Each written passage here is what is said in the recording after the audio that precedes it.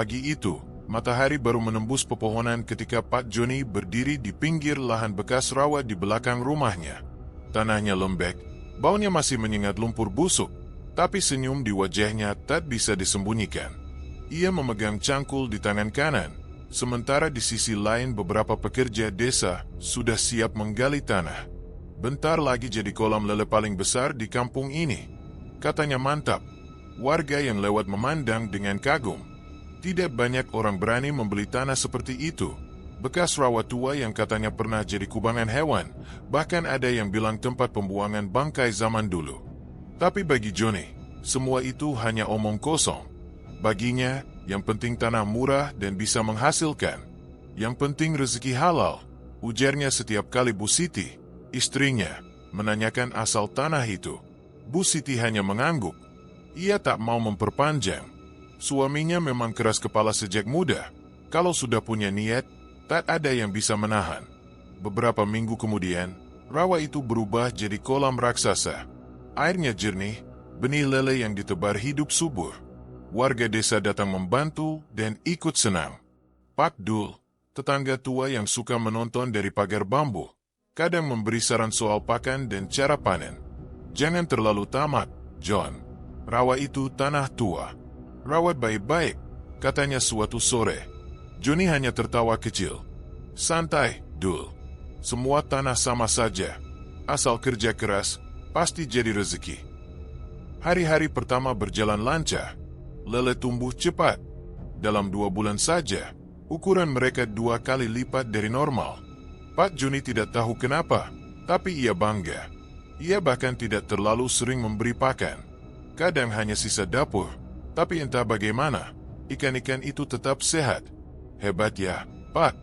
Baru 2 bulan sudah sebesar ini, kata Bu Siti suatu malam sambil menghitung uang hasil panen pertama. Iya, kan aku bilang juga, kalau niat baik pasti dibantu Tuhan, jawab Joni sambil menepuk dada. Tapi matanya menatap kolam di luar jendela, seolah sedang memperhatikan sesuatu.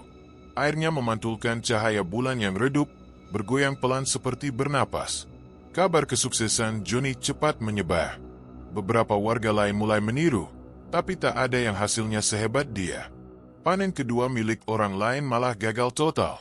Mereka heran, apa rahasia Joni? Namun Joni hanya tersenyum setiap kali ditanya. Mungkin karena aku rajin bangun pagi, katanya ringan. Di balik itu, ada hal yang mulai terasa ganjil. Sejak seminggu terakhir, kolam itu seperti hidup. Kadang airnya bergelombang pelan tanpa angin. Pernah juga muncul gelembung besar di tengah malam, tapi Joni menganggapnya biasa. Ia menolak percaya hal-hal mistis. Sampai suatu malam Jumat, ketika angin berhenti bertiup dan suara jangkrik tiba-tiba lenyap. Joni duduk di kursi bambu di teras belakang. Ia sedang menghitung uang hasil jualan lele. Di sela kesunyian itu, terdengar plung. Suara seperti sesuatu jatuh ke air. Ia menoleh cepat. Permukaan kolam kembali tenang. Mungkin ikan besar, gumamnya. Tapi beberapa detik kemudian, suara itu muncul lagi, lebih keras, disertai cipratan air. Seolah ada seseorang berenang di sana. Joni berdiri, berjalan perlahan ke tepi kolam sambil membawa senter. Cahaya kuning redup menyorot air yang tampak hitam pekat. Tidak ada apa-apa di sana, hanya buih kecil yang perlahan hilang. Namun telinganya menangkap sesuatu, suara lirih seperti orang mengerang. Tolong. Suara itu samar, muncul dari dasar air. Joni terpaku, bulu kuduknya meremang. Ia mencoba menenangkan diri. Mungkin suara angin lewat daun, katanya dalam hati. Tapi ketika ia hendak berbalik, air di tengah kolam beriak pelan, lalu membentuk pusaran kecil. Dari pusaran itu muncul gelembung merah muda, seperti darah bercampur air. Joni mundur selangkah, senter di tangannya bergetar. Ia ingin memanggil Bu Siti, tapi lidahnya keluh. Lalu, dengan jelas, terdengar lagi, suara seperti seseorang tersedat air. Batuk, tolong aku. Kali ini Joni tahu itu bukan angin. Ia menatap lekat ke arah kolam, tapi yang tampak hanya bayangan dirinya di permukaan air. Bayangan itu kemudian bergoyang, memanjang, dan sesaat wajah di dalam air berubah jadi wajah lain, Pucat, mata terbuka lebar, seolah menatap balik. Johnny menjerit kecil, mundur cepat, hampir terjatuh. Ia berlari masuk ke rumah, menutup pintu, dan menahan napas di baliknya. Bu Siti yang tengah menidurkan Raka terkejut.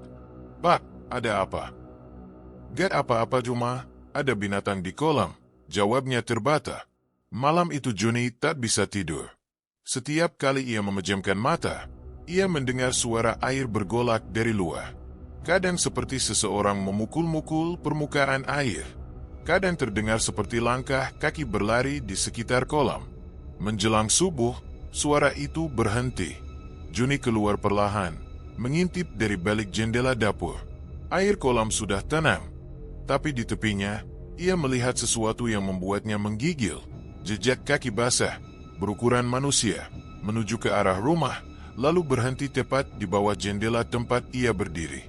Ia menatap jejak itu lama, lalu menelan ludah. "Mungkin cuma air tumpah," katanya lirih, mencoba menipu diri sendiri. Tapi jauh di dalam hati, ia tahu, kolam itu menyimpan sesuatu yang lebih dari sekadar ikan lele. Matahari pagi akhirnya muncul, menyingkirkan kabut dan rasa takutnya sedikit. Tapi sejak malam itu, Johnny tak pernah memandang kolamnya dengan rasa bangga lagi. Ada sesuatu di sana, sesuatu yang mulai menuntut perhatian. Suara gemericik air kolam di belakang rumah Pak Johnny terdengar lembut pagi itu, tapi ada sesuatu yang terasa aneh di udara.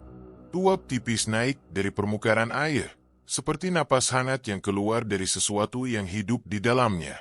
Ia berdiri di pinggir kolam sambil memegang ember kosong. Panen kali ini bahkan lebih luar biasa dari sebelumnya. Ikan-ikan lele yang diangkat dari jala berukuran hampir 2 kali lipat dibanding panen pertama.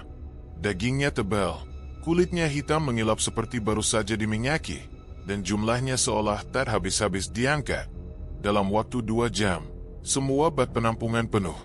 "Masya Allah, Johnny, ini MAHK yang mujizat," kata Bu Siti, tetangga sebelah rumah yang datang membantu menimbang hasil panen.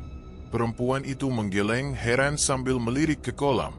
"Kamu tiap hari kasih makan apa, sih? Aku nggak pernah lihat kamu beli pakan dari toko." Pak Johnny hanya tersenyum samar, menyeka keringat di dahinya. "Rahasia usaha, Bu," ujarnya pelan. "Yang penting hasilnya halal." Tapi dalam hati, ia tahu ucapannya tidak sepenuhnya benar.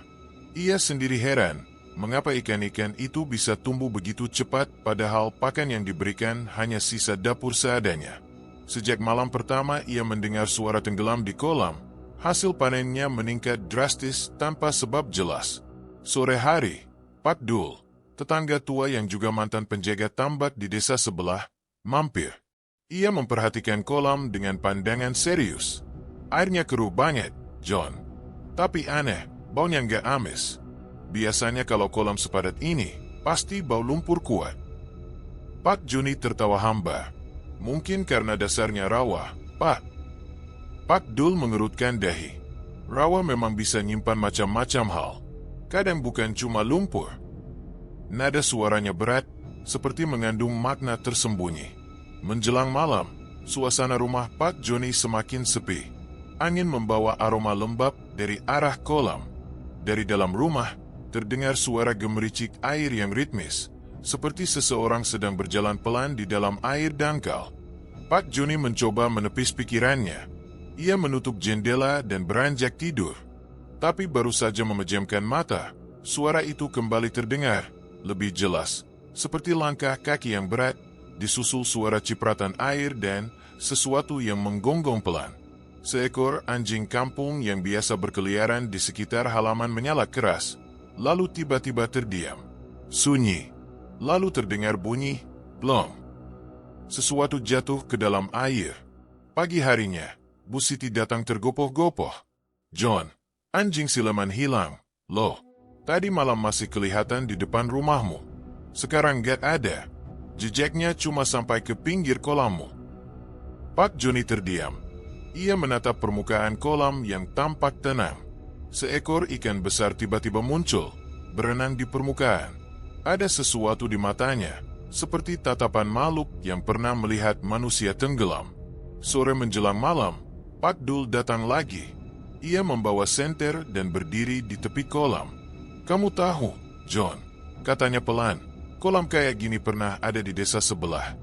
Dulu juga hasilnya luar biasa, tapi tiap panen selalu ada yang hilang. Awalnya cuma binatang, lama-lama manusia." Pak Joni tertawa gugup. "Ah, Pak Dul ini, kok ngomongnya ngeri aja. Ini cuma kolam lele biasa." Tapi malam itu, untuk pertama kalinya, ia tak bisa memejamkan mata. Di luar, air kolam bergolak kecil meski tak ada angin. Ia mendengar bisikan lirih seperti doa dari dalam air, suara-suara yang tak dimengerti bahasanya, tapi terasa meminta sesuatu. Dan di ujung malam, ketika lampu rumah sudah padam, seekor ikan besar melompat tinggi ke udara. Airnya menetes di tanah, meninggalkan bau anyir seperti darah segar. Pak Joni berdiri di balik jendela, menatap gelapnya kolam. Tangannya gemetar.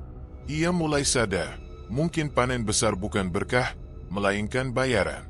Angin malam Jumat berembus lembab, membawa aroma lumpur dan dupa samar dari arah kolam. Sejak matahari terbenam, suasana rumah Pak Joni terasa berbeda, lebih berat, seolah udara di sekitarnya menahan napas. Ia duduk di ruang tengah, menatap botol minuman di meja yang belum disentuh. Suara jengkrik di luar seakan menunggu sesuatu. Malam itu, ketukan pelan terdengar di pintu belakang. Tot, tot, tot. Pak Joni menoleh dengan jantung berdegup keras. Tak ada yang biasa datang malam-malam begini. Perlahan ia melangkah ke arah pintu, menyalakan lampu minyak. Begitu daun pintu dibuka, berdirilah sosok tinggi berselubung jubah hitam panjang. Wajahnya nyaris tak terlihat, tertutup kain lusuh kecuali bagian dagu yang tampak pucat dan kaku. Ia membawa botol kecil berisi cairan merah gelap, mirip darah yang mengental. Tanpa memperkenalkan diri, sosok itu berbicara dengan suara berat dan serak, seperti berasal dari dalam tanah. "Air kolammu haus, Pak Joni," katanya. "Setiap panen harus dibayar. Tanpa darah, ikan takkan tumbuh." Pak Joni melangkah mundur setengah langkah, tapi tidak bisa memalingkan pandangan. Ada sesuatu yang menahan tubuhnya, antara takut dan penasaran. "Siapa kamu?" tanyanya pelan. "Yang menjagamu sejak malam pertama kau dengar suara tenggelam," jawab sosok itu.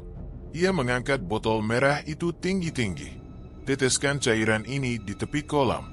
Lakukan sebelum ayam berkokok, maka hasilmu akan tetap melimpah." Cahaya lampu minyak bergetar. Untuk sesaat, Pak Joni melihat mata sosok itu, gelap, tapi berkilau seperti permukaan air kolam di tengah malam. "Kalau tidak aku lakukan?" tanya Joni lirih. Sosok itu tersenyum tipis, memperlihatkan gigi yang tampak terlalu panjang. "Kolammu akan kering, dan kau akan ikut tertelan dasar lumpurnya." Angin berdesir kencang melewati halaman. Ketika Joni memejamkan mata sesaat karena debu, sosok itu lenyap begitu saja. Hanya botol merah kecil yang tertinggal di tangannya, dingin dan berat. Menjelang tengah malam, Pak Joni berjalan ke tepi kolam. Bulan tampak separuh, memantul di permukaan air yang tenang. Ia menggenggam botol itu dengan tangan gemetar. Dalam dirinya terjadi pertarungan antara logika dan rasa takut. "Ini cuma mimpi," gumamnya. Tapi langkah kakinya terus maju. Ia membuka tutup botol. Bau besi dan darah menyengat hidungnya. Cairan itu kental, berkilau aneh ketika tersentuh cahaya bulan. Dengan tangan bergetar, ia meneteskan beberapa titik ke dalam air. Sekejap, kolam bergolak pelan. Gelembung-gelembung kecil naik ke permukaan, lalu muncul kilau merah seperti urat cahaya di dalam air. Lele-lele yang tadinya diam kini bergerak liar, mengibas ekor seolah menari di bawah permukaan. "Ya Allah," bisik Joni. Tapi mulutnya tak sanggup berhenti. Ada dorongan aneh di pikirannya.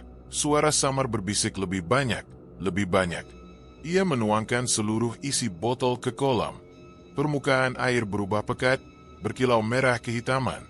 Bayangan bulan terpecah-pecah, seperti kaca yang retak. Saat itulah ia mendengar suara lain dari dasar air. Lirih, seperti orang berbisik di antara desahan napas terakhir. "Terima kasih." Air kolam kemudian perlahan tenang kembali. Tapi kali ini warnanya berbeda. Ada semburat kemerahan yang tak hilang meski angin malam bertiup kencang. Pak Joni berdiri terpaku lama. Di kakinya, tanah terasa lembab dan hangat, seperti baru saja menyerap sesuatu. Ia menatap air yang berkilau aneh itu sebelum berbalik menuju rumah. Namun langkahnya terhenti ketika melihat bayangan di permukaan kolam. Bayangan itu bukan miliknya. Tubuh tinggi berjubah hitam tampak berdiri di sisi lain kolam, meski di sana tak ada siapapun. Joni tak berani menoleh. Ia hanya berjalan cepat masuk ke rumah, menutup pintu rapat-rapat, dan menyalakan semua lampu. Tapi di luar, air kolam masih berkilau seperti permata darah yang tak mau padam. Pagi itu udara terasa lebih berat dari biasanya. Kabut masih menggantung di atas kolam, menutupi permukaannya seperti tirai tebal. Dari dapur, Bu Siti mengintip suaminya yang berdiri di tepi air dengan pakaian yang masih basah sebagian. Gerak-geriknya lambat, seolah sedang berbicara pada sesuatu di dalam kolam. Sudah beberapa hari terakhir Pak Joni berubah. Ia jarang keluar rumah, jarang bicara, dan sering terlihat di dekat kolam pada jam-jam aneh. Kadang subuh, kadang tengah malam. Tatapannya kosong, tapi sesekali tersenyum sendiri seperti mendengar suara yang tak terdengar oleh orang lain. Bu Siti awalnya mengira suaminya hanya kelelahan. Tapi pagi ini, sesuatu benar-benar membuatnya bergigit. Dari celah jendela dapur, ia melihat Joni berlutut di tepi kolam sambil menggumamkan kalimat dalam bahasa asing. Pelan, mendesis, dan berulang-ulang.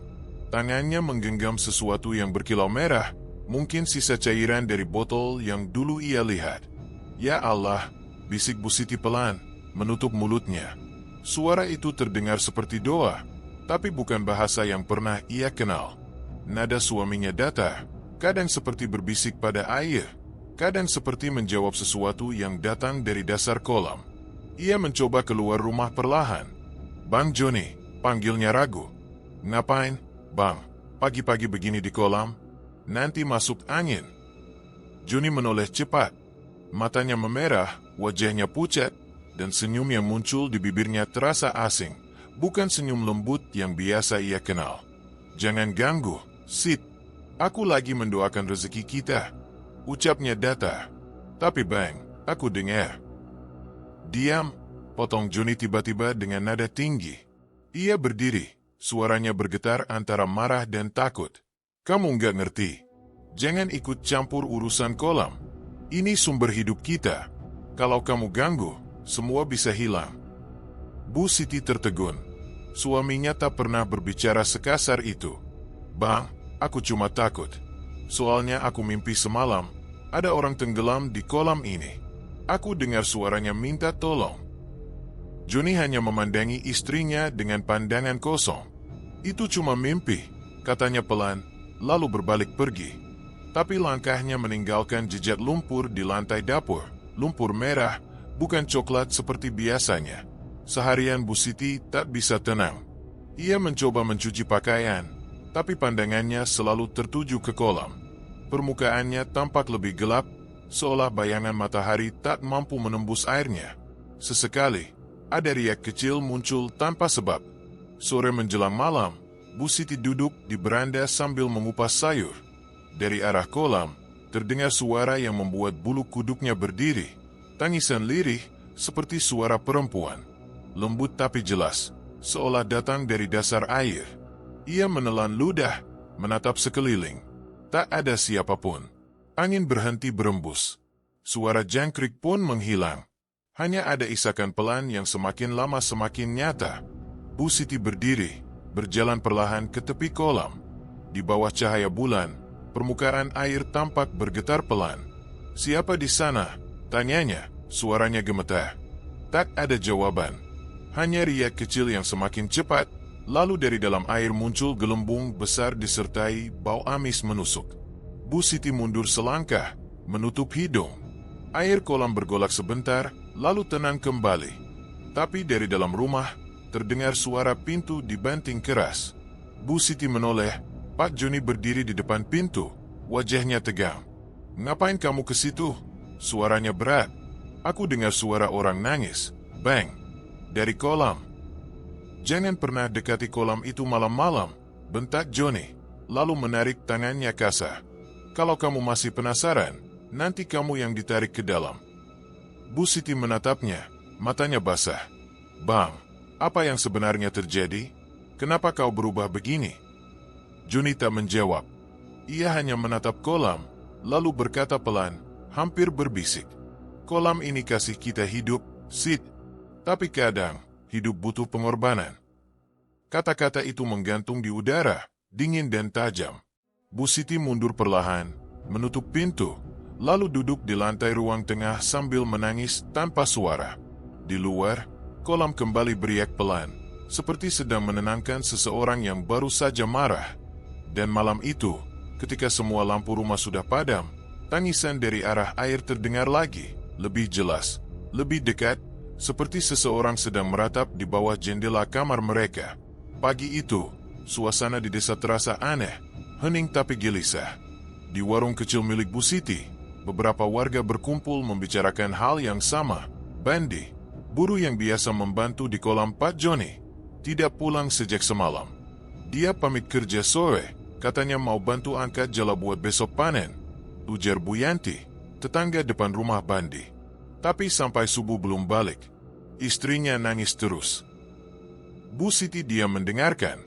Tangannya berhenti menata toples gula. Sejak semalam, dia mendengar suara-suara aneh lagi dari arah kolam, tapi kali ini lebih keras, seperti sesuatu diseret di air. Tak lama, Pak Johnny datang. Ia tampak kelelahan tapi wajahnya datar, tanpa ekspresi. Kenapa ramai-ramai? Tanyanya. Bandi hilang, Bang, jawab Bu Yanti cepat. Katanya terakhir bantu kamu di kolam. Oh iya, Pak Johnny mengusap lehernya. Dia memang bantu sebentar. Katanya mau pulang dulu ambil senter, tapi saya kira udah balik ke rumah. Nada suaranya terdengar wajar, tapi matanya tak berani menatap siapapun. Bu Siti, yang berdiri di belakang meja, hanya bisa menatap diam. Ada sesuatu di cara suaminya bicara yang membuat perutnya mual, seolah semua sudah ia rencanakan. Menjelang siang, warga mulai berdatangan ke kolam. Airnya tampak lebih gelap dari biasanya, hampir hitam. Seekor dua ikan muncul ke permukaan, menggeliat lemah, lalu menghilang lagi. Tak ada tanda-tanda Bandi. Coba surutkan airnya, John, kata Pak Dul, yang ikut datang. Kita lihat dasar kolamnya. Siapa tahu jatuh waktu kerja. Pak Johnny cepat-cepat menolak. Waduh, gak bisa, Dul. Kalau air dikeringin sekarang, ikan bisa mati semua. Besok panen, bisa rugi besar. Beberapa warga saling pandang. Mereka tahu Johnny memang keras kepala kalau soal uang. Tapi ini nyawa orang, Bang, sahut Bu Yanti kesal. Johnny hanya diam. Tangannya mengepal di saku celana, mata terpaku ke kolam. Dalam bayangannya, ia masih melihat botol cairan merah yang ia tuangkan malam sebelumnya, dan suara dari dalam air yang berbisik, satu lagi. Sore harinya, Ustaz Rahman, imam masjid desa, datang ke rumah Bu Siti. Ia dikenal bijak dan disegani warga. Saya dengar Bandi belum ditemukan. Yah, tanyanya hati-hati. Bu Siti mengangguk. Saya juga takut, Ustaz. Kolam itu makin aneh. Airnya berubah, baunya juga. Tapi kalau saya bilang ke Johnny, dia marah. Ustaz Rahman memandang ke arah kolam dari jendela rumah. Kolam di belakang rumahmu itu dulunya rawa lama. Orang dulu percaya tempat itu ada penunggu. Tapi saya pikir itu cuma mitos. Sekarang, ia menghela napas. Saya tidak yakin lagi. Ia menatap Bu Siti penuh empati. Kalau ada tanda aneh lagi, segera lapor ke saya. Jangan hadapi sendiri. Malam itu, hujan turun deras. Petir menyambar sesekali, menyinari halaman belakang. Dari tempat tidurnya, Bu Siti terbangun oleh suara gaduh, suara seperti air diremas dari dalam tanah. Ia bangkit, menatap keluar jendela. Kolam itu berbuih merah, bukan lumpur, bukan darah hewan. Warnanya pekat seperti air rebusan besi. Di tengah buih, ikan-ikan meloncat, tubuh mereka seperti terlapisi lendir gelap. Setiap kali satu ikan muncul, Bu Siti melihat kilatan aneh di permukaannya, seperti bayangan wajah manusia yang menatap ke atas, sesaat, lalu hilang ditelan air. "Bang Joni," suaranya serak. Pak Joni berdiri di ambang pintu kamar, menatap kolam dengan mata kosong. "Biarkan saja," katanya dingin. "Itu cuma tanda panen besar besok." Bu Siti terkejut. "Panen besar? Bang, orang hilang. Kamu nggak takut?" "Takut?" Ia menatap istrinya dengan senyum menegang. "Takut itu buat orang yang belum pernah lapar, Sid. Aku cuma nggak mau balik miskin lagi. Kalau kolam ini harus menelan sesuatu untuk kasih makan kita, biarlah." Air hujan menetes dari atap, menggantikan keheningan yang mematikan. Di luar, buih merah di kolam makin banyak, membentuk pola melingkar seperti pusaran. Dari tengah pusaran itu muncul gelembung besar, lalu plong. Seekor ikan lele raksasa muncul sebentar. Kulitnya hitam mengilap, matanya memantulkan cahaya merah. Bu Siti menjerit kecil. Tapi Joni hanya menatapnya dengan ekspresi tenang, nyaris pasrah. "Kalau rezeki datang, jangan ditolak," katanya pelan. Dan di kejauhan, petir menyambar lagi, menerangi kolam yang kini tampak seperti genangan darah yang hidup. Sore itu, langit di atas desa tampak kelabu. Hujan baru saja reda, tapi udara masih lembab dan berbau tanah basah. Di halaman belakang rumah, Raka, anak semata wayang Pak Joni dan Bu Siti, berdiri memandangi kolam lele yang kini lebih besar dari sebelumnya. Airnya tampak tak biasa. Ada pantulan merah samar yang bergerak di permukaan, seolah berasal dari dalam, bukan dari cahaya langit. Raka menunduk, mencoba mencari ikan-ikan yang dulu sering ia beri makan. Tapi kini tak satu pun muncul. Hanya gelembung-gelembung kecil yang sesekali pecah, menimbulkan suara lirih seperti napas. Lalu ia mendengar sesuatu, lembut, seperti bisikan yang datang dari dasar air. "Raka." Anak itu tertegun. Ia menoleh ke sekeliling. Tak ada siapa-siapa. Ayahnya sedang di gudang, ibunya di dapur. Suara itu terdengar lagi, kali ini lebih jelas. "Raka, turunlah, main di sini." Nada suaranya seperti suara perempuan, lembut dan penuh rayuan. Raka mundur selangkah, bulunya berdiri. Tapi rasa penasaran menahannya untuk pergi. Ia berjongkok di tepi kolam, menatap lebih dalam. Di permukaan air, muncul bayangan wajah. Sekilas mirip seseorang yang pernah ia lihat, Bang Bandi, buruh yang hilang. Wajah itu pucat, matanya terpejam, lalu perlahan membuka. Saat mata itu menatapnya, Raka menjerit kecil dan terjatuh ke belakang. "Raka!" teriak Bu Siti, berlari dari dapur. Ia langsung memeluk anaknya. "Kamu ngapain di sini?" Raka menunjuk ke kolam, tubuhnya gemetar. "Ada orang, Bu, di air. Dia manggil aku." Bu Siti menatap permukaan kolam. Airnya sudah tenang lagi, hanya menyisakan riak kecil. Tapi hatinya langsung ciut. Ini bukan pertama kali ia mendengar hal semacam itu. Ia menggenggam tangan Raka kuat-kuat. "Jangan pernah dekat kolam itu lagi, Nak. Janji sama ibu." Raka mengangguk, masih ketakutan. Tapi di balik jendela dapur, Pak Joni memperhatikan mereka. Tatapannya tajam, dingin, dan penuh curiga. Malamnya, suasana rumah menjadi tegang. Bu Siti mencoba membujuk suaminya agar memagari kolam. "Bang, Raka hampir jatuh tadi siang. Air kolam itu bukan tempat aman lagi." Pak Joni meletakkan sendoknya pelan di meja makan. "Kamu salah, Sid. Kolam itu justru penyelamat kita." "Penyelamat apa, Bang? Orang udah hilang, anak hampir tenggelam. Apa harus ada yang mati lagi baru kamu sadar?" "Diam!" bentak Joni keras, membuat Raka yang duduk di pojok ruangan terlonjak ketakutan. "Kamu nggak tahu apa-apa. Kolam ini nggak boleh diganggu. Semakin kamu campur tangan, semakin besar risikonya." Bu Siti menatapnya dengan air mata menetes. "Bang, kamu bukan Joni yang dulu." Joni berdiri, wajahnya memerah. "Aku masih Joni. Tapi sekarang aku tahu, dunia ini nggak ngasih makan orang baik. Rezeki itu harus dijemput, meskipun harus bayar harga."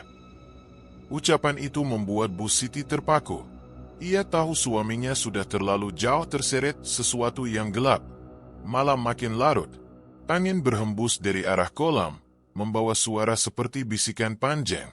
Raka terbangun dari tidurnya. Dari balik tirai kamar, ia melihat cahaya redup di luar, lampu senter ayahnya. Pak Joni sedang berdiri di tepi kolam, memegang jala, wajahnya menunduk. Dari dalam air, muncul gelembung-gelembung besar. Setiap kali ia menebar jala, suara seperti rintihan samar terdengar, membuat bulu kuduk Raka meremang. Tanpa berpikir panjang, anak itu keluar kamar, menghampiri ibunya yang sedang salat malam. "Bu, ayah di kolam lagi," bisiknya. Bu Siti langsung mematikan lampu dan mengintip lewat jendela. Di bawah sinar bulan, ia melihat Joni menaburkan sesuatu ke air, bukan pakan, tapi potongan daging mentah yang berwarna gelap. Air kolam bergolak, ikan-ikan berebut, dan dari tengahnya muncul semburat merah yang mengalir seperti darah. "Ya Allah!" Bu Siti menutup mulutnya. Raka memeluk pinggang ibunya erat. Dari kejauhan, terdengar tawa Joni. Pelan, tapi menyeramkan. "Lihat, Sid, mereka senang. Artinya rezeki kita aman." Air kolam memantulkan cahaya bulan, tapi kali ini warnanya berbeda. Ada kilau merah keperakan, berputar membentuk lingkaran seperti pusaran hidup. Bu Siti mundur perlahan, menatap anaknya. "Kita harus pergi dari rumah ini, Nak," bisiknya. Tapi sebelum mereka sempat bergerak, suara Joni terdengar lagi dari luar, berat dan tajam. "Kemana kalian mau pergi? Kolam ini rumah kita." Wajahnya tampak di balik kaca jendela, mata merah, senyum lebar, dan percikan air di pipinya. Dan dari arah kolam, suara itu kembali terdengar. "Raka, turunlah." Kali ini lebih banyak, bukan satu suara. Seperti puluhan orang berbisik bersamaan dari dasar air. Pagi itu, suasana kampung masih diselimuti kabut tipis. Dari kejauhan terdengar kokok ayam bersahutan, tapi rumah Pak Joni tetap tertutup rapat. Sejak beberapa hari terakhir, warga jarang melihat keluarga itu keluar. Kolam lele di belakang rumah yang dulu ramai kini justru terasa menyeramkan. Airnya kadang bergelembung tanpa sebab, dan malam hari sering tampak cahaya aneh di permukaannya. Di beranda masjid kecil di ujung kampung, Ustaz Rahman duduk bersama Pak Dul. Keduanya berbicara pelan, seolah tak ingin ada yang mendengar. "Dul," kata Ustaz Rahman sambil memandang jauh, "aku dengar kabar kurang baik tentang kolam Joni." Pak Dul mengangguk pelan. "Benar, Ustaz. Warga juga udah mulai takut. Tiap malam Jumat, air kolamnya berisik. Kayak ada yang mandi di dalamnya." Ustaz Rahman menghela napas panjang. "Aku sudah lama curiga. Dari awal panen yang aneh itu, rezeki yang terlalu mudah kadang bukan berkah, Dul." "Jadi, maksud Ustaz?" "Pesugihan," jawabnya singkat, tapi tegas. "Dan kalau benar, itu pesugihan dari air. Bahayanya besar sekali." Pak Dul menelan ludah, wajahnya tegang. "Terus kita harus gimana?" "Aku akan datang ke rumahnya sore ini," kata Ustaz Rahman. "Tapi kalau benar Joni sudah terikat dengan perjanjian, mungkin dia takkan mau mendengar." Menjelang sore, langkah kaki Ustaz Rahman terdengar menyusuri jalan setapak menuju rumah Joni. Di tangannya, ia membawa tasbih dan sebotol air doa. Di depan rumah, Bu Siti menyambutnya dengan mata sembab. "Masuk, Ustaz. Saya udah lama pengen cerita," ujarnya pelan. Di dalam rumah, suasana terasa berat. Bau amis seperti darah bercampur dengan aroma tanah basah. Ustaz Rahman duduk di kursi kayu tua. "Bagaimana keadaanmu, Siti?" Bu Siti menunduk. "Saya takut, Ustaz. Joni makin aneh. Tiap malam dia jaga kolam, ngomong sendiri. Kadang ketawa, kadang nangis. Saya sama Raka nggak bisa tidur." "Sudah berapa lama seperti itu?" "Sejak buruhnya hilang, Ustaz. Setelah itu, semuanya berubah."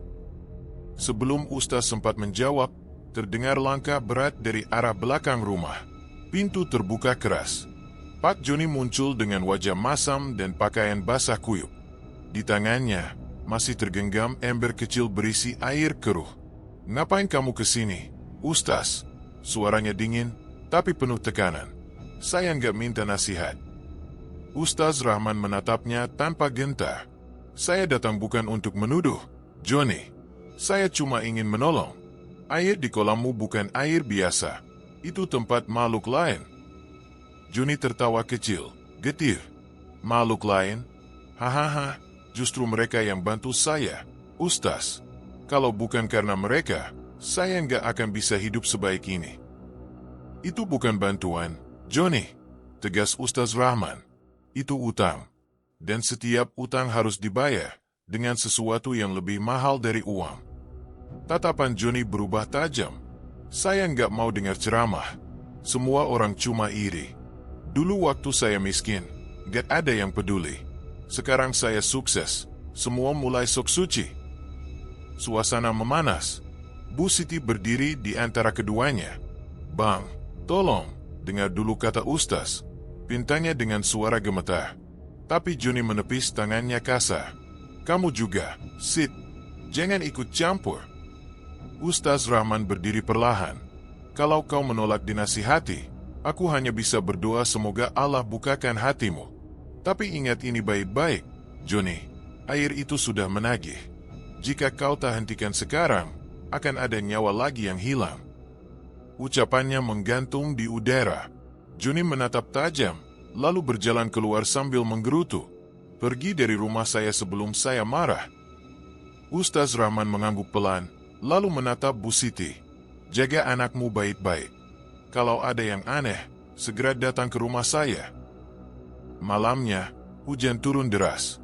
Petir menyambar berulang kali, menerangi halaman rumah Johnny yang gelap. Kolam di belakang rumah bergolak, bukan karena hujan, tapi karena sesuatu dari dalamnya bergerak. Airnya berputar membentuk pusaran besar, memercik ke segala arah. Dari dalam rumah, Raka berteriak memanggil ibunya. Bu, kolamnya hidup. Bu Siti berlari ke jendela. Matanya membelalak. Di permukaan air, muncul bentuk seperti tangan-tangan yang meraih ke atas, menggenggam udara. Suara gemuruh bercampur dengan bisikan yang tak bisa dimengerti. Pak Johnny berdiri di tepi kolam, seolah tersihir. Ia menatap air dengan mata kosong. Bibirnya bergerak membaca sesuatu yang tak terdengar jelas. Bang! Jangan ke sana, teriak Bu Siti dari pintu. Tapi Johnny tak menoleh. Ia justru melangkah lebih dekat ke tepian kolam, lalu menunduk. Pusaran air tiba-tiba membesar. Sebuah bayangan hitam muncul dari dalam. Tinggi, kurus, berambut panjang menutupi wajah. Makhluk itu bergerak mendekat, dan ketika Johnny mundur, tangan air itu terulur, hampir menyentuh kakinya. Bu Siti menjerit. Raka memeluk ibunya erat. Kilatan petir menyambar sekali lagi.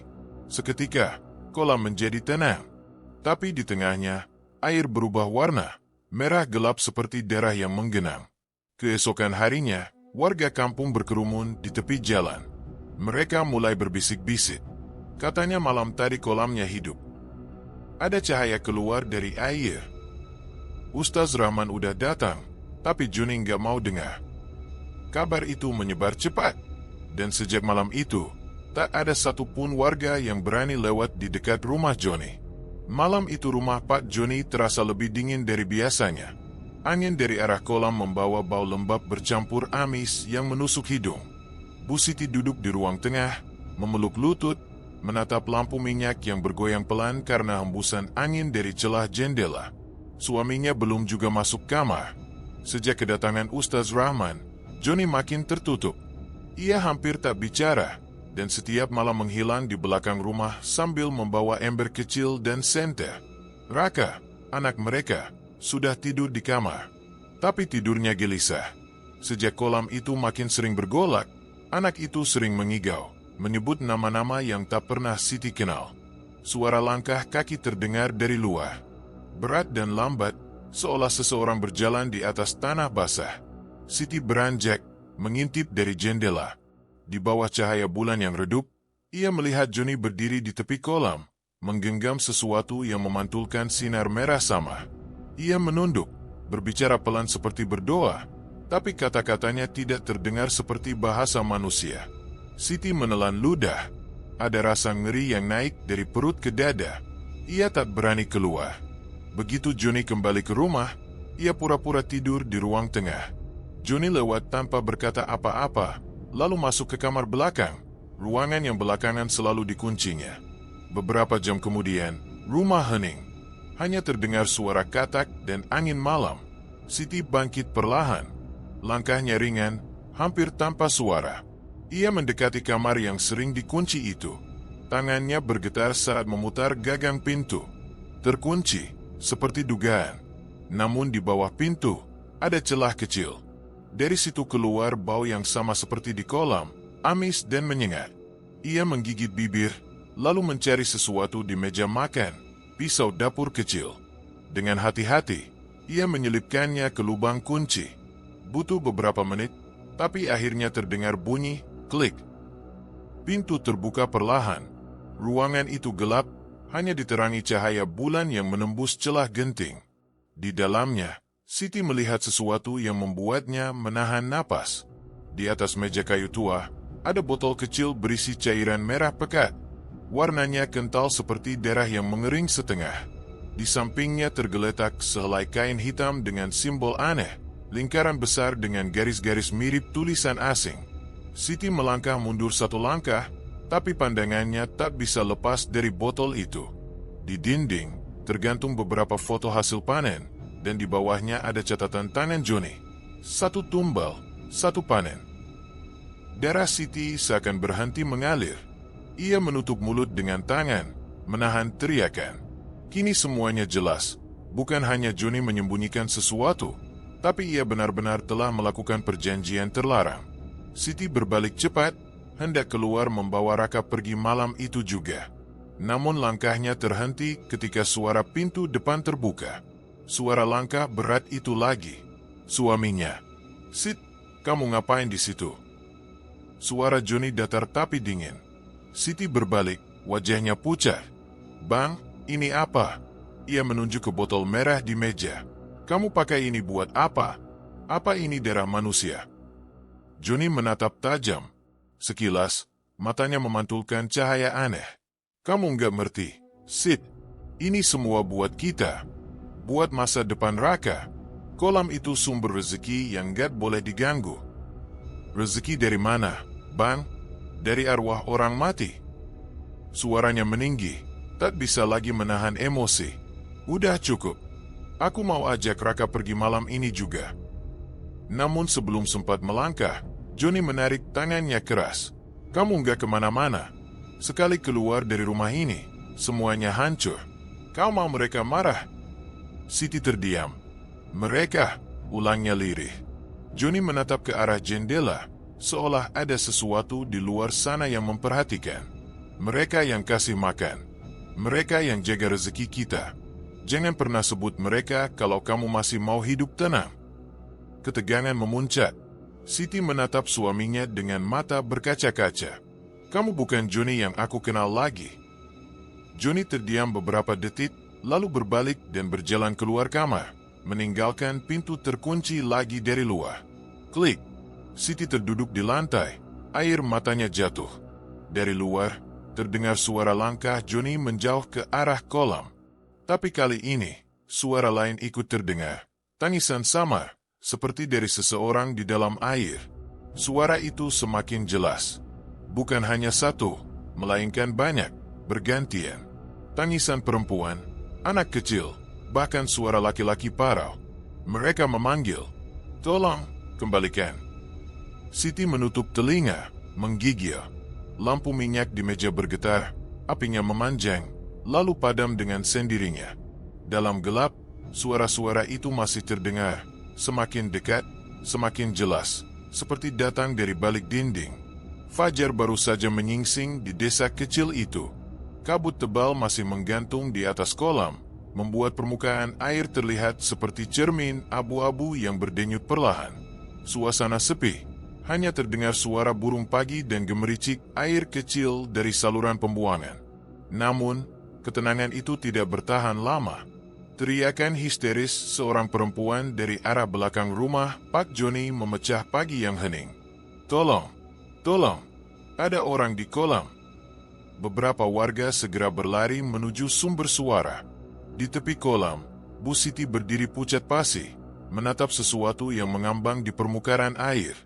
Tubuh Pak Dul, pria tua yang dikenal baik di kampung, terapung dalam posisi telentang, matanya terbuka lebar menatap langit. Wajahnya membiru, dan di lehernya terdapat luka melingkar seperti bekas lilitan tali. "Ya Allah, Dul!" teriak Pak Leman, tetangga yang pertama kali tiba. Ia langsung menunduk, mencoba menarik tubuh sahabat lamanya ke tepian. Tapi anehnya, air kolam terasa lebih berat, seolah menahan jasad itu untuk tetap di dalam. 2 orang laki-laki lain ikut membantu, dan baru setelah ketiganya menarik bersamaan, tubuh Pak Dul bisa diangkat ke darat. Bau amis menyengat langsung menyebar ke udara. Beberapa warga menutup hidung. "Kenapa bisa di sini?" tanya seseorang. "Tadi malam aku masih lihat dia di warung." Sementara itu, Pak Joni baru keluar dari rumah, mengenakan baju lusuh dan wajah dibuat-buat cemas. "Astagfirullah, Pak Dul," katanya dengan nada penuh pura-pura prihatin. "Kok bisa? Dia sering lewat sini, tapi saya nggak tahu kalau sampai."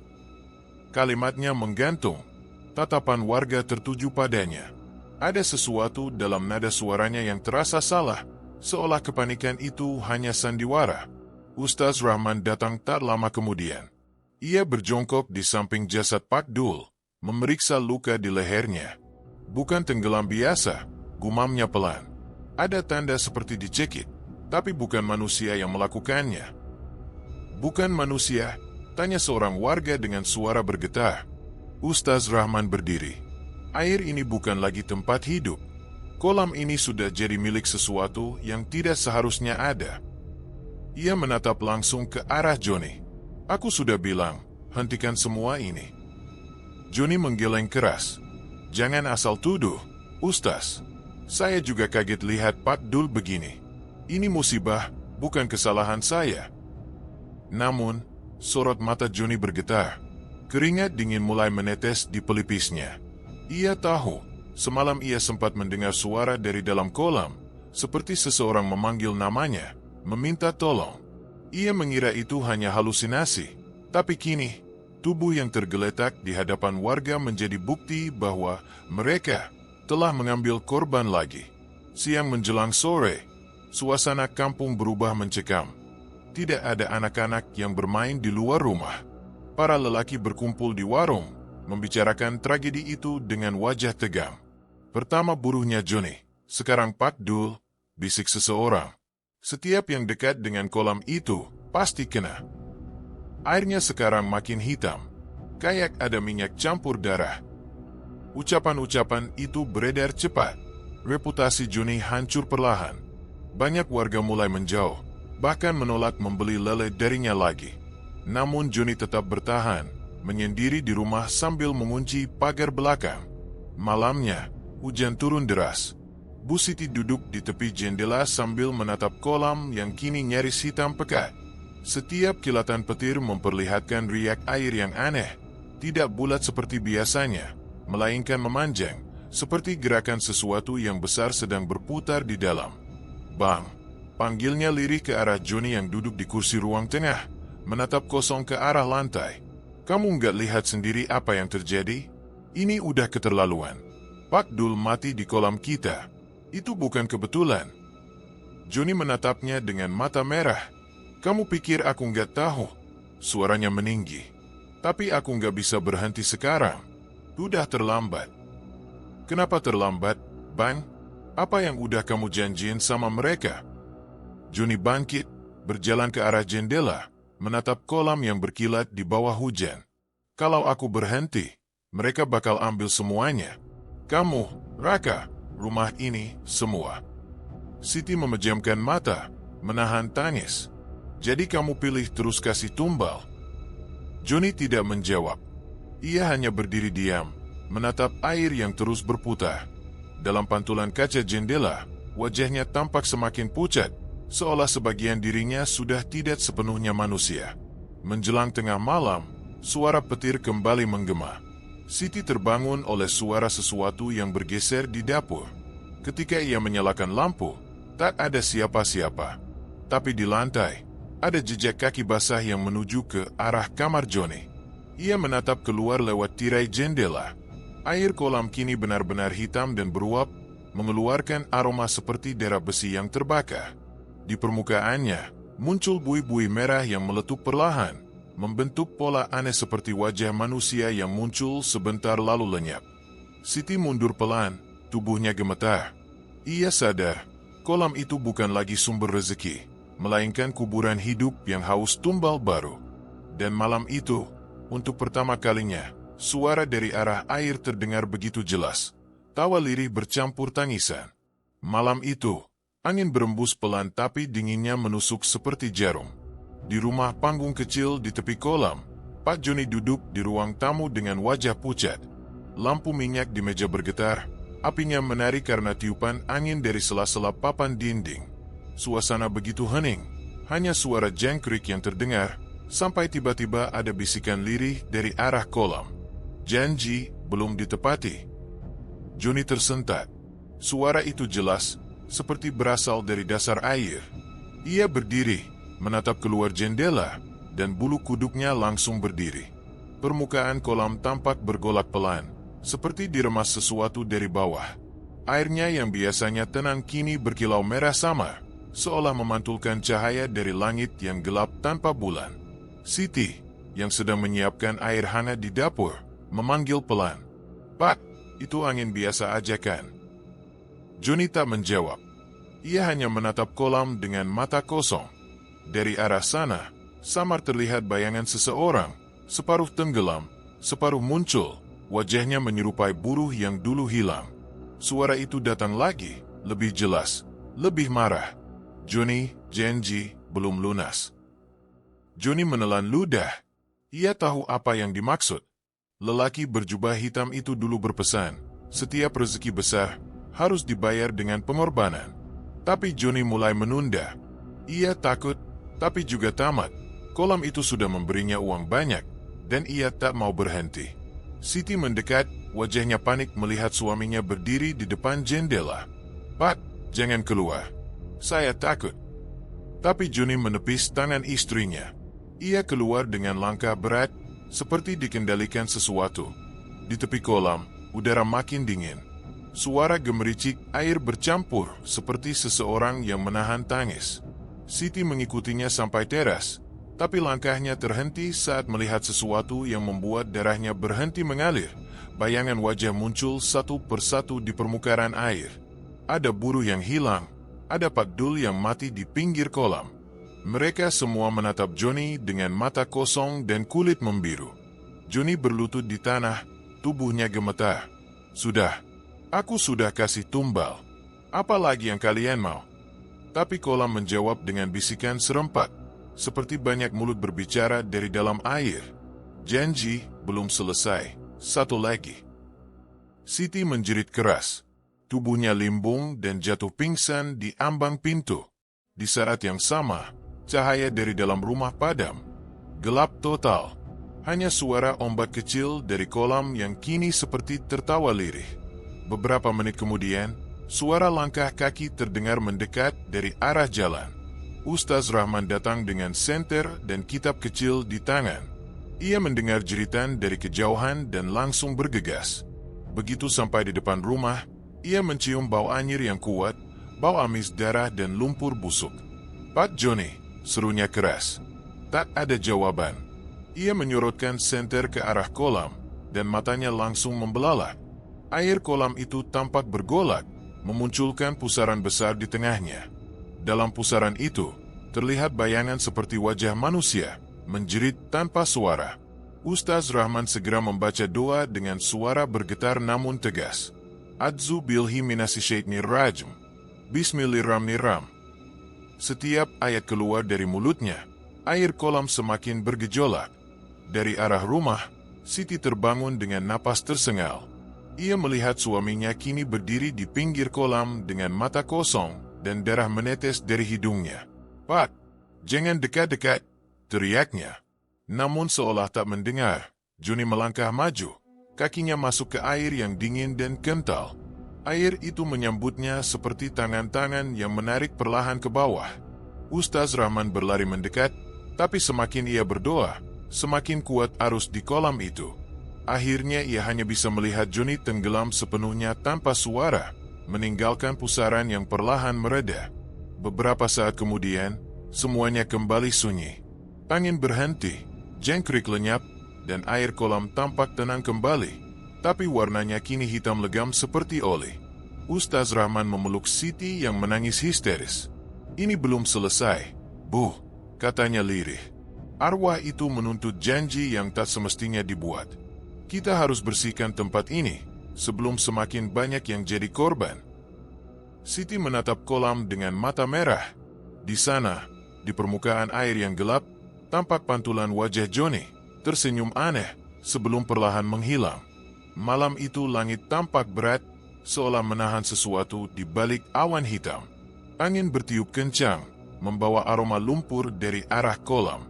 Di dalam rumah, Bu Siti mondar-mandir gelisah. Sejak sore, Raka tak pulang-pulang. Biasanya anak itu sudah duduk di teras sebelum maghrib, membawa ember kecil berisi ikan tangkapan. Tapi malam ini, hanya sepi yang datang bersama dingin. "Raka, Nat, kamu di mana?"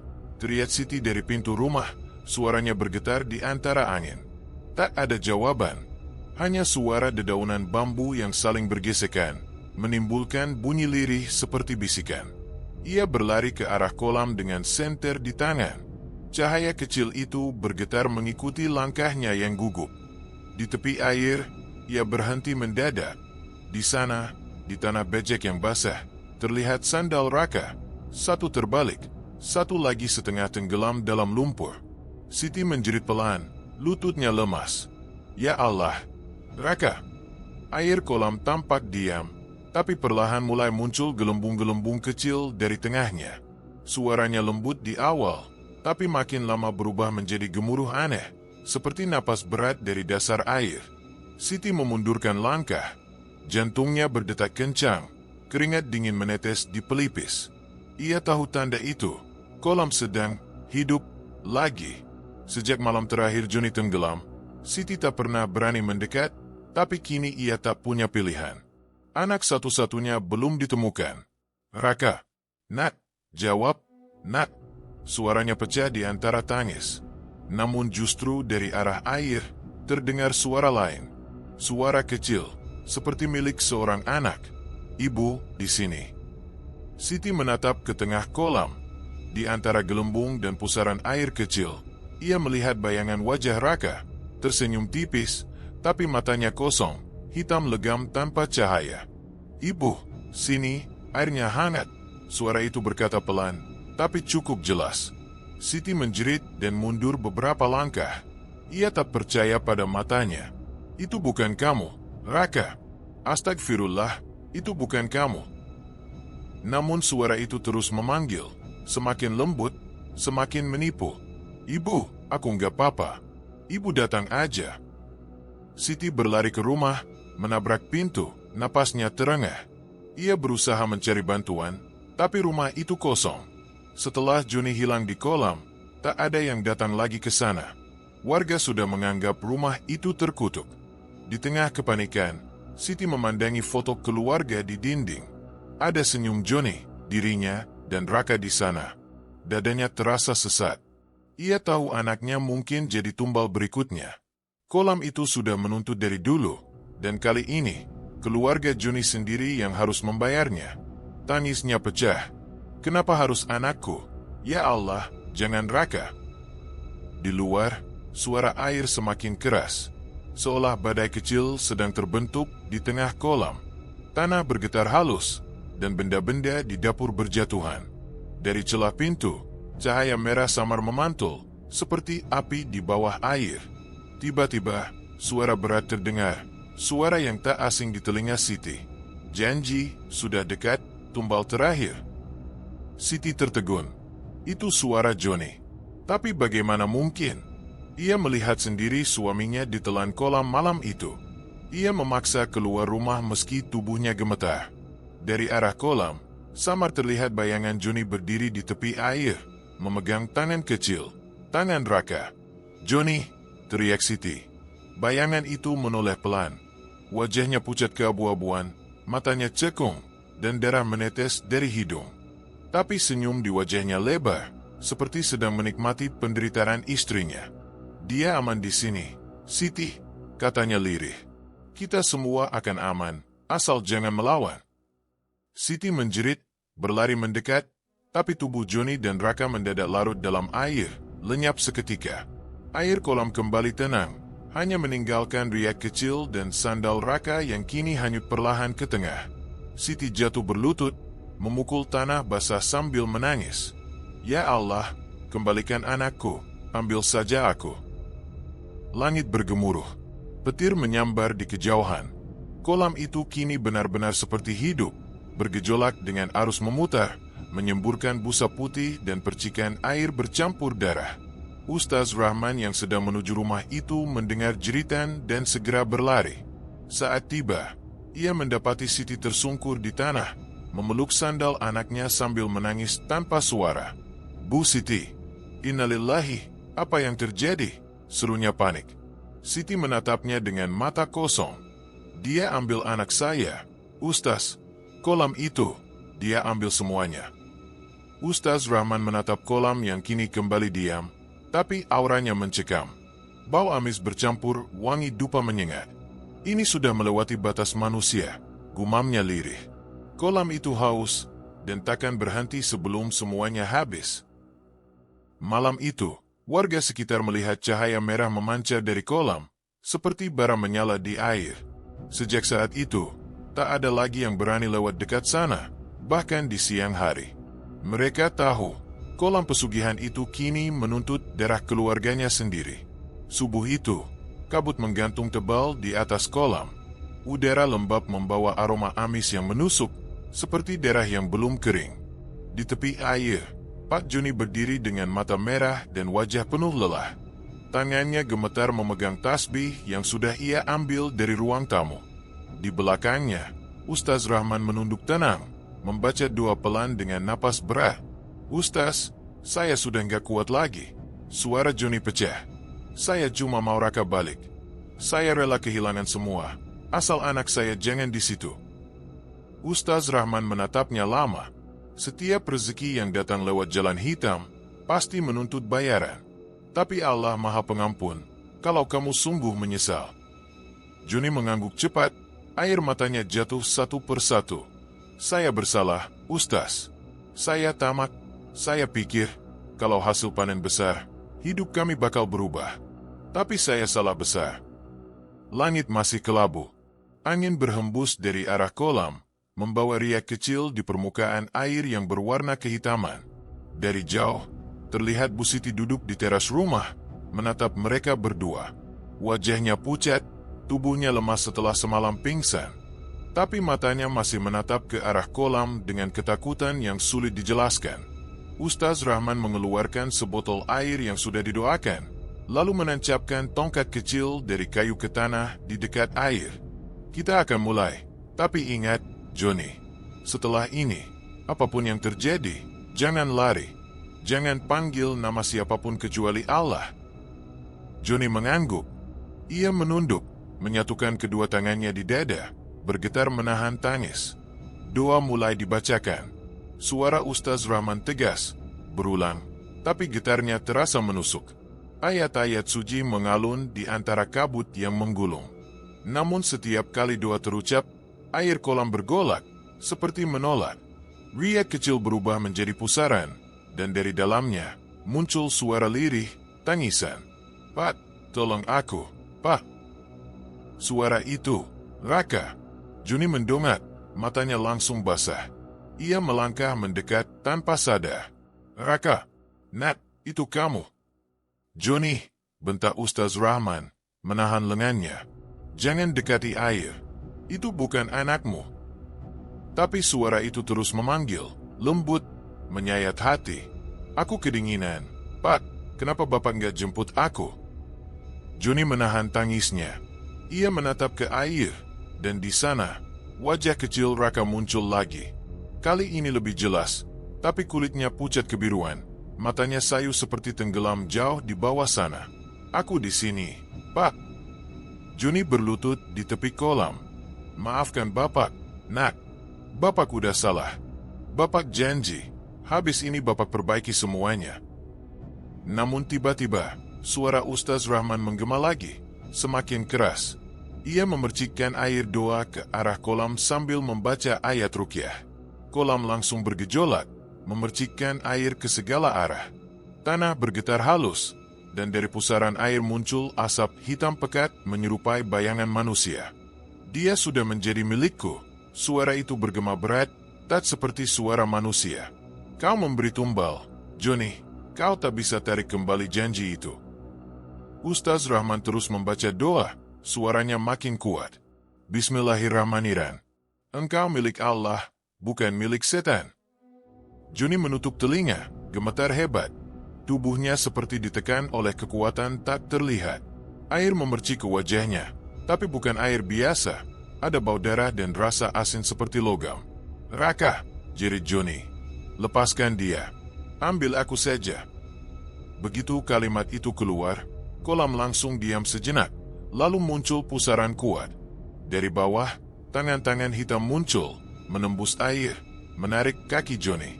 Ia berteriak, mencoba berpegangan pada tanah, tapi licin. Joni, istighfar. Jangan biarkan dia menang, teriak Ustaz Rahman. Namun pegangan Joni terlepas. Tubuhnya terseret masuk ke dalam air, dengan suara biur yang berat. Riat air melingkar, lalu tenang kembali, tanpa satupun gelembung muncul. Ustaz Rahman berlari ke tepi kolam, menatap permukaannya yang kini kembali tenang, tapi berwarna lebih gelap dari sebelumnya.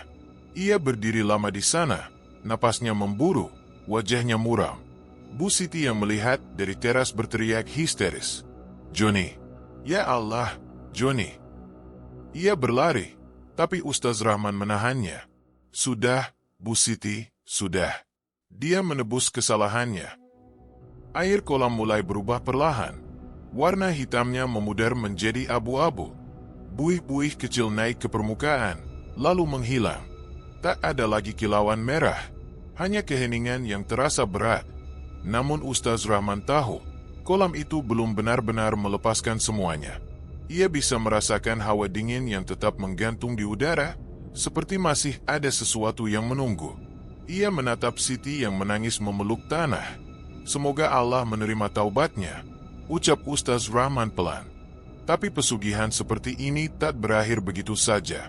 Akan ada harga yang tetap harus dibayar. Dari jauh, seekor burung gagak melintas dan hinggap di dahan bambu, menatap ke arah kolam yang perlahan kembali memantulkan langit kelabu. Airnya tampak tenang, tapi di dasar sana, sesuatu masih bergerak. Pagi itu, udara di desa Sukamukti terasa aneh. Angin berhenti bertiup, burung-burung tak terdengar, dan matahari tampak redup di balik kabut tebal. Dari arah belakang rumah Pak Joni, bau busuk mulai tercium, tajam dan menyengat, seperti bangkai yang sudah lama membusuk. Warga yang melintas menutup hidung sambil saling pandang. Bau apa ini? Yah, tanya salah satu ibu. Kayaknya dari arah kolamnya Pak Joni, jawab Pak Dul pelan, menatap ke arah rumah yang kini sepi dan penuh debu. Sejak kejadian malam itu, tak ada satupun yang berani mendekat ke rumah tersebut. Mereka tahu Joni telah hilang di kolamnya sendiri, diseret oleh sesuatu yang tak kasat mata. Tapi pagi ini, rasa ingin tahu mengalahkan rasa takut. Beberapa warga, termasuk Pak Dul, berjalan hati-hati ke arah kolam. Saat mereka sampai di tepi pagar, pemandangan yang muncul membuat semua terdiam. Kolam besar itu mulai mengering.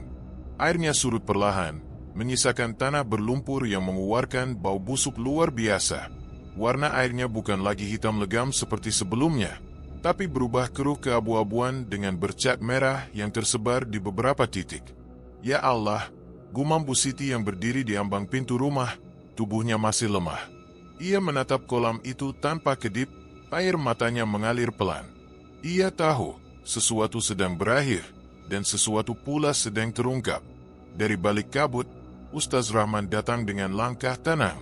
Sorot matanya tegas, tapi penuh keprihatinan. Ia memandang kolam yang kini tampak seperti luka besar di tanah, lalu berkata lirih, "Akhirnya, Airnya menolak menampung dosa manusia. Beberapa warga berdiri di sekeliling kolam, menatap perubahan itu dengan wajah ngeri. Lumpur yang tersisa menggembung, lalu meletup kecil, mengeluarkan gelembung berbau amis. Seekor burung gagak terbang rendah, berputar sebentar di atas air, lalu menjauh cepat seolah takut.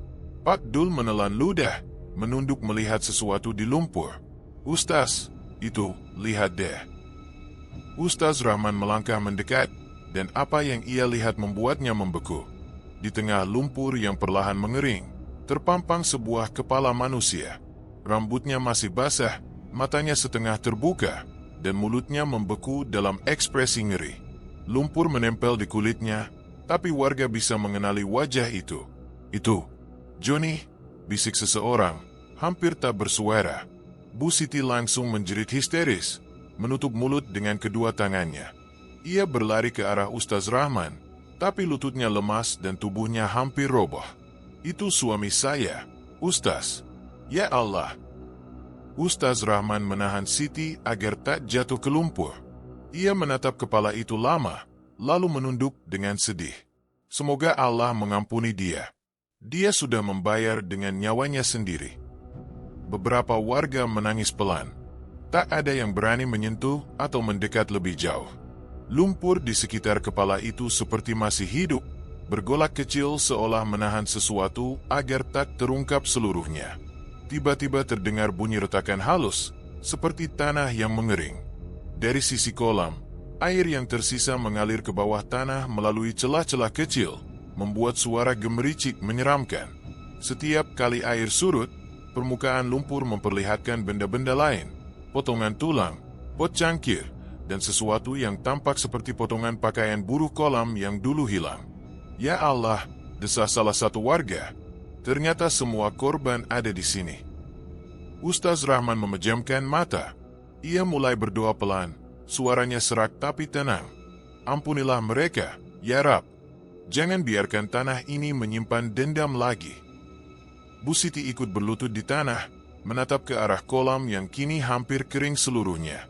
Di dasar lumpur, wajah-wajah samar tampak muncul satu persatu, seolah jiwa-jiwa yang dulu menjadi tumbal akhirnya bisa keluar, meski hanya untuk sesaat. Mereka tidak menyerang, tidak menakut-nakuti, hanya memandangi sekeliling dengan pandangan kosong sebelum perlahan menghilang bersama kabut. Ustaz Rahman meneteskan air mata. "Arwah mereka akhirnya tenang," katanya lirih. "Kolam ini tidak lagi menelan, tapi memuntahkan apa yang pernah ditelannya." Menjelang sore, kolam benar-benar kering. Tak ada air tersisa, hanya tanah retak dan bau amis yang masih menempel di udara. Warga menutup hidung, satu persatu pergi dengan langkah berat. Tak ada yang bicara, hanya Siti yang masih duduk di tepi kolam, menatap kepala suaminya yang kini diam dalam lumpur. Ia menghapus air matanya dan berbisik, "Kau akhirnya bebas, Johnny. Tapi kenapa harus begini?" Ustaz Rahman menghampiri, meletakkan tangan di bahunya. "Setiap dosa akan menuntut ujungnya, Bu. Tapi penyesalan suaminya menyelamatkan banyak nyawa. Kolam ini akan mengering karena sudah tak ada perjanjian tersisa." Siti mengangguk lemah. Ia menatap lumpur yang kini mulai keras, retak-retak seperti kulit bumi yang menolak diisi air lagi. Dari celah-celah tanah, keluar asap tipis berwarna kehitaman, lalu hilang tertiup angin sore. Desa Sukamukti perlahan kembali tenang. Tapi setiap kali angin berhembus dari arah bekas kolam itu, bau amis samar masih terasa, seakan mengingatkan bahwa tanah di sana pernah meminum darah manusia. Pagi itu, kabut tipis menyelimuti desa Sukamukti. Setelah kolam Johnny mengering dan kengerian itu berakhir, warga mencoba kembali hidup seperti biasa. Namun masih ada satu hal yang belum selesai. Raka belum ditemukan. Sudah 2 minggu berlalu sejak malam mengerikan itu. Bu Siti tiap hari berjalan ke tepi jalan, menatap arah hutan dan sungai di kejauhan dengan mata kosong. Wajahnya pucat, matanya bengkak, tubuhnya semakin kurus. Beberapa warga sempat melarangnya mencari lagi. "Sudahlah, Bu Siti, kalau memang Allah berkehendak, biarkan anak itu tenang," kata salah satu ibu. Tapi Siti hanya menggeleng pelan. "Tidak, aku tahu Raka masih hidup. Hati seorang ibu tidak pernah salah. Suatu sore, ketika hujan baru saja reda, Pak Dul datang berlari dari arah kebun.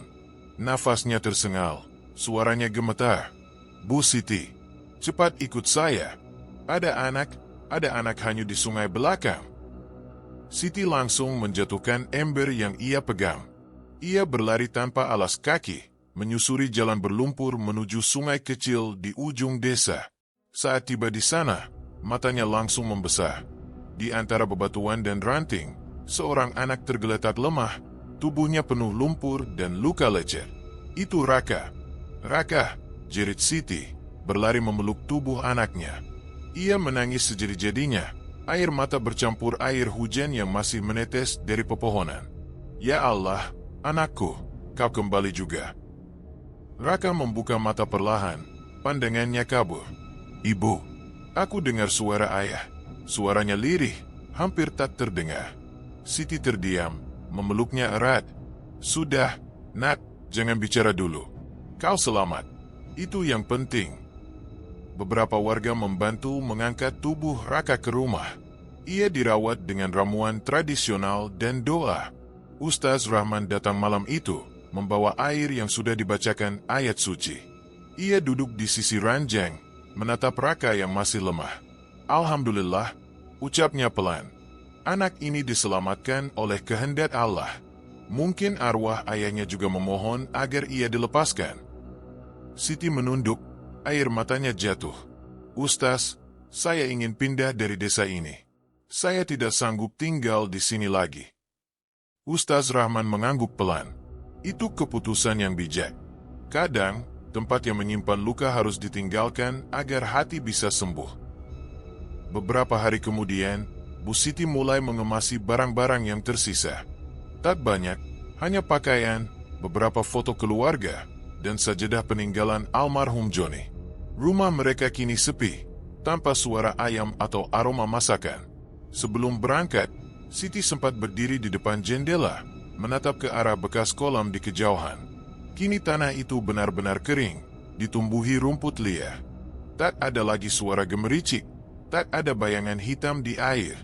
Tapi entah kenapa, angin dari arah sana tetap membawa bau lembab yang tak bisa dijelaskan. "Bu," panggil Raka pelan. Ia sudah bisa berjalan, meski masih terlihat pucat. Siti tersenyum lemah. "Sudah siap, Nak?" Raka mengangguk. Ia menatap tanah di bawah kakinya, lalu bertanya lirih, "Ayah masih marah, Bu?" Siti terdiam sejenak. "Ayahmu sudah tenang.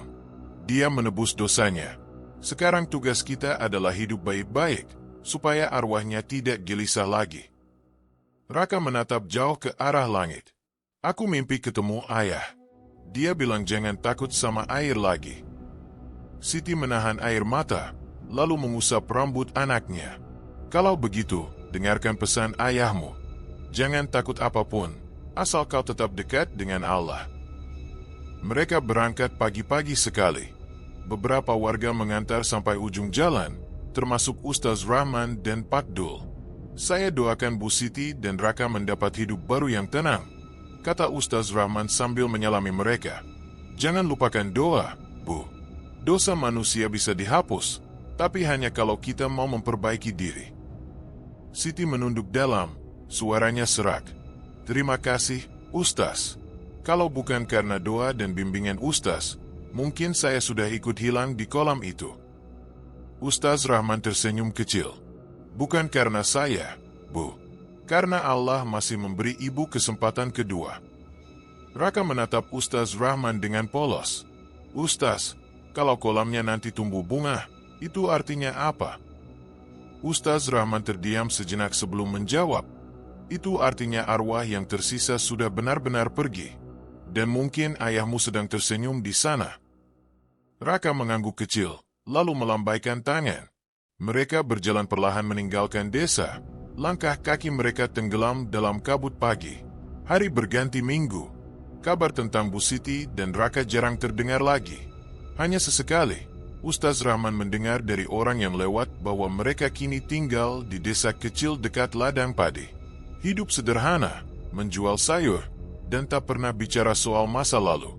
Suatu sore, Ustaz Rahman memutuskan untuk berkunjung. Ia datang sendirian, membawa buah tangan dan kitab kecil. Rumah Siti sederhana, dinding anyaman bambu, halaman bersih, dan aroma kayu bakar dari dapur. Raka menyambut dengan senyum malu-malu. "Ustaz, masuk, Ustaz." "Ibu di dalam." Siti keluar dengan wajah lebih segar dari terakhir kali dilihatnya. "Ustaz Rahman, saya tidak menyangka Ustaz datang." "Saya hanya ingin memastikan kalian baik-baik saja," jawabnya dengan senyum hangat. Mereka berbincang lama tentang hidup baru, tentang doa, dan tentang bagaimana waktu perlahan menyembuhkan luka. Di sela obrolan, Raka duduk di beranda sambil mengukir kayu kecil, membuat bentuk burung yang katanya akan dijual di pasar. Saat azan maghrib berkumandang, Ustaz Rahman berpamitan. "Ingat, Bu, hidup yang sederhana seringkali lebih dekat dengan ridha Allah." Siti tersenyum. "Saya sudah belajar, Ustaz. Dulu kami ingin kaya cepat, sekarang saya hanya ingin hidup tenang dan mendidik Raka agar jujur." Ustaz Rahman mengangguk, lalu menatap ke arah langit senja. Di sana, awan membentuk bayangan seperti ombak tenang, tak lagi seperti malam-malam kelam di masa lalu. Sebelum pergi, ia sempat berkata pelan, "Jika suatu hari ibu mencium bau tanah basah dari arah utara, jangan takut. Itu mungkin hanya cara alam mengingatkan, agar kita tak mengulangi keserakahan." Siti menatap jauh ke arah yang dimaksud. Angin berhembus lembut, membawa aroma padi yang baru tumbuh. Tak ada lagi suara air, tak ada lagi jeritan. Hanya ketenangan yang akhirnya datang setelah badai panjang berlalu. Tahun demi tahun berlalu. Desa Sukamukti sudah jauh berubah. Jalan setapak kini sudah diaspal, sawah-sawah kembali hijau, dan rumah-rumah warga tampak lebih ramai dari dulu. Namun di sisi utara desa, masih ada satu lahan yang dibiarkan kosong, bekas kolam milik almarhum Pak Joni. Tak ada yang berani menyentuhnya. Setiap kali ada warga baru yang mencoba membersihkan area itu, sesuatu yang aneh selalu terjadi. Ada yang jatuh sakit, ada pula yang mendadak mimpi buruk tentang air hitam. Lama-kelamaan, warga setempat sepakat membiarkannya tumbuh menjadi semat liar. Kini, lahan itu hanya berupa tanah retak, dikelilingi ilalang tinggi. Tapi setiap malam Jumat, bau amis yang kuat sering muncul dari arah sana. Bau itu tidak seperti lumpur atau ikan busuk, lebih pekat, seperti darah yang mengering lama di bawah matahari. Bau itu muncul lagi, bisik seorang warga tua, menutup hidungnya dengan kain. Sejak kolam itu dikeringkan, arwah yang tertinggal tak pernah benar-benar pergi. Tak jauh dari sana, Ustaz Rahman berjalan pelan sambil menenteng lentera. Wajahnya sudah dipenuhi keriput, rambutnya memutih, tapi langkahnya tetap tegap. Ia masih sering melewati tempat itu sepulang dari masjid. Setiap kali lewat, ia berhenti sejenak, menatap tanah yang dulu menjadi sumber malapetaka. Malam itu, angin berhembus pelan membawa suara seperti bisikan air. Dari kejauhan, terdengar bunyi kata bersahutan, namun tak ada air di sana. Hanya udara lembab dan rasa dingin yang menempel di kulit. Ustaz Rahman berdiri lama di tepi lahan itu, lalu berucap pelan, "Semoga semua jiwa yang tersisa di sini sudah tenang, dan semoga manusia di desa ini tidak lupa bahwa rezeki tidak pernah datang dari jalan kotor." Ia lalu berjalan ke arah surau kecil di ujung kampung. Di sana, beberapa warga muda sedang menunggunya untuk pengajian malam Jumat. Mereka baru saja mendengar cerita lama dari orang-orang tua tentang kolam terkutuk dan pesugihan air. "Ustaz," tanya salah satu pemuda, "apa benar dulu ada orang yang kaya mendadak karena memelihara kolam itu?" Ustaz Rahman menatap mereka satu persatu. "Benar, tapi kekayaan itu tidak bertahan lama. Setiap rezeki yang datang tanpa izin Allah pasti akan membawa bencana. Yang cepat datang, cepat pula hilangnya." Pemuda itu mengangguk pelan. "Tapi kenapa tempat itu masih terasa menyeramkan, Ustaz? Bukankah sudah lama dikeringkan?" "Karena bekas dosa tidak hilang semudah mengeringkan air," jawab Ustaz Rahman lembut. "Tanah bisa kering, tapi energi dari perbuatan manusia, terutama yang bersekutu dengan jin, tidak mudah lenyap." Suasana di surau hening. Hanya suara jangkrik di luar yang terdengar. Ustaz Rahman melanjutkan dengan suara yang berat tapi tenang. Orang yang dulu punya kolam itu, Pak Joni, adalah orang rajin. Tapi ia kalah oleh rasa tamak. Ia ingin kaya tanpa bersyukur, ingin cepat berhasil tanpa sabar. Maka datanglah ujian berupa godaan. Saat manusia lebih mencintai hasil daripada usaha, disitulah setan berbisik paling keras. Beberapa warga menunduk, merenung. Salah seorang bapak parubaya bahkan terlihat meneteskan air mata. Lihatlah sekarang, lanjut sang ustaz. Kolamnya sudah tak ada, tapi baunya masih tertinggal. Itu bukan hanya bau lumpur atau amis. Itu peringatan. Alam pun tahu mana yang lahir dari keringat dan mana yang lahir dari darah. Di luar, angin berhembus kencang. Daun-daun bambu bergesekan, seolah ikut mendengarkan nasihat itu. Lentera di surau bergoyang perlahan, cahayanya bergetar di dinding bambu. Setelah pengajian selesai, para warga pulang satu persatu. Ustaz Rahman duduk sendirian di beranda surau, menatap ke arah utara. Di matanya, tergambar jelas semua yang telah terjadi bertahun-tahun lalu. Kolam berkilau di malam gelap, jeritan Bu Siti, dan wajah pucat Raka kecil yang hampir ditelan air. Ia menarik napas panjang, lalu berucap lirih, semoga mereka kini benar-benar damai. Di tempat lain, jauh dari desa Sukamukti, Bu Siti dan Raka memang hidup damai. Raka sudah dewasa, bekerja di kota kecil sebagai pengajar di sekolah dasar. Ia sering mengirim surat kepada Ustaz Rahman, berisi kabar tentang kehidupannya yang sederhana dan doa untuk mendiang ayahnya. Ustaz, tulis Raka dalam salah satu suratnya, saya tak pernah lagi takut pada air. Tapi setiap malam Jumat, saya selalu berwudu dengan hati-hati. Saya tak ingin lupa bahwa dulu saya pernah diselamatkan dari sesuatu yang tak seharusnya. Ustaz Rahman tersenyum setiap kali membaca surat itu. Ia tahu, luka masa lalu tidak bisa dihapus, tapi bisa dijadikan pelajaran agar manusia tak mengulangi kesalahan yang sama. Malam semakin larut. Dari arah utara, angin kembali membawa aroma lembab yang sama. Ustaz Rahman memejamkan mata dan membaca doa pendek, lalu berbisik pelan. Alam tidak bisa dibohongi, karena ia diciptakan untuk menegur manusia yang serakah. Ia lalu berdiri, meniup lentera, dan melangkah pulang. Cahaya padam meninggalkan surau dalam gelap dan sunyi. Namun entah mengapa, di kejauhan tampak titik cahaya kecil di atas lahan bekas kolam, seperti bintang yang jatuh dan tak padam di tanah. Mungkin itu hanyalah pantulan dari lampu rumah warga, atau mungkin itu adalah cara alam mengingatkan bahwa dosa tak pernah benar-benar hilang, hanya menunggu untuk diingat kembali oleh manusia yang lupa. Rezeki yang datang dari jalan sesat tak pernah membawa berkah. Alam menyimpan ingatan atas setiap darah dan air mata yang tumpah.